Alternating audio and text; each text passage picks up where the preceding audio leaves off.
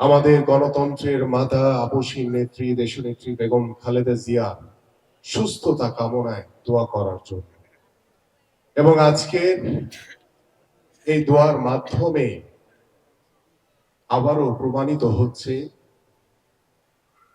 যে তিনি শুধু বাংলাদেশ জাতীয়তাবাদী দল বিএনপির চেয়ারপারসন নন, তিনি শুধু বাংলাদেশের তিনবারের সাবেক সফল প্রধানমন্ত্রী নন, তিনি বাংলাদেশের একজন অভিভাবক।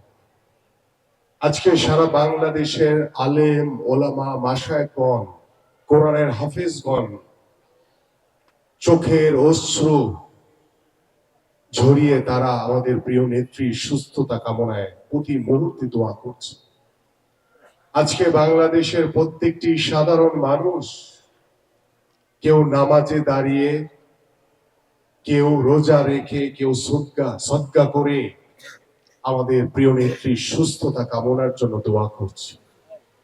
আমি দেখেছি আমাদের তরুণ সমাজ, তারা হয়তো বা এখনো আমাদের সেই প্রিয় নেত্রীর যে বরেণ্য রাজনৈতিক জীবন, তিনি যেভাবে স্বামী হারা সন্তানকে হারিয়ে বাংলাদেশের মানুষকে তার পরিবার বানিয়ে বাংলাদেশের মানুষকে ঐক্যবদ্ধ করে তিনি সেই স্বৈরাচার এরশাদের বিরুদ্ধে আন্দোলন করেছেন, যিনি গত 17 বছর বাংলাদেশের গণতন্ত্রের জন্য ওই স্বৈরাচারের বিরুদ্ধে আন্দোলন করেছেন, সংগ্রাম করেছেন। সে আন্দোলন সংগ্রাম করতে গিয়ে ওই স্বৈরাচার দ্বারা মিথ্যা মামলায় কারা অন্তরীণ অবস্থায় ছিলেন। সেই কারার অন্তরীণ অবস্থায় থেকে তিনি আস্তে আস্তে করে অসুস্থ হয়ে পড়েছেন। তিনি গণতন্ত্রের প্রতীক, তিনি বাংলাদেশের মানুষের, এদেশের জনগণের ঐক্যের প্রতীক। তিনি তরুণ সমাজ, যারা আজকে বিভিন্ন সামাজিক যোগাযোগ মাধ্যমে আবেগঘন স্ট্যাটাসের মাধ্যমে তাদের দোয়া এবং শুভ কামনার মধ্য দিয়ে প্রতিটি তরুণরা আমাদের প্রিয় নেত্রীর সুস্থতা কামনায় দোয়া করছে। আল্লাহ পাক যাতে আমাদের বাংলাদেশের প্রত্যেকটি সাধারণ মানুষ যে যেই প্রান্তে রয়েছে, তারা কেউ নামাজে দাঁড়িয়ে, কেউ রোজা রেখে, কেউ সদকা জারি করে আমাদের প্রিয় নেত্রীর সুস্থতা কামনায় দোয়া করছে। এবং আমরা আজকে এখানে সমবেত হয়েছি আমাদের সেই প্রিয় নেত্রী সুস্থতা কামনায়।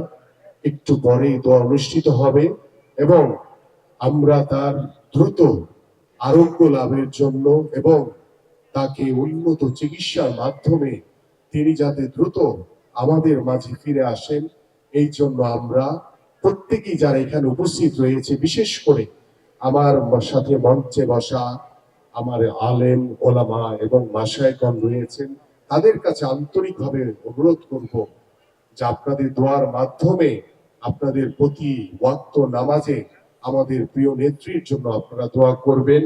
এবং আমার ডান পাশে বসা আমাদের সেই কোরআনের হাফেজগণ, যাদের দোয়া আল্লাহ পাক সবার আগে তার দরবারে কবুল করে, আমি সেই কোরআনের হাফেজগণকে অনুরোধ করব যে আপনাদের দোয়ায় সবসময় আমাদের প্রিয় নেত্রী বাংলাদেশের অভিভাবক দেশনেত্রী বেগম খালেদা জিয়ার জন্য দোয়া করবেন। আল্লাহ পাক যাতে তাকে দ্রুত সুস্থ করে আমাদের মাঝে ফিরে আনেন। সবাইকে ধন্যবাদ। আসসালামু আলাইকুম ওয়া রাহমাতুল্লাহি ওয়া বারাকাতুহু।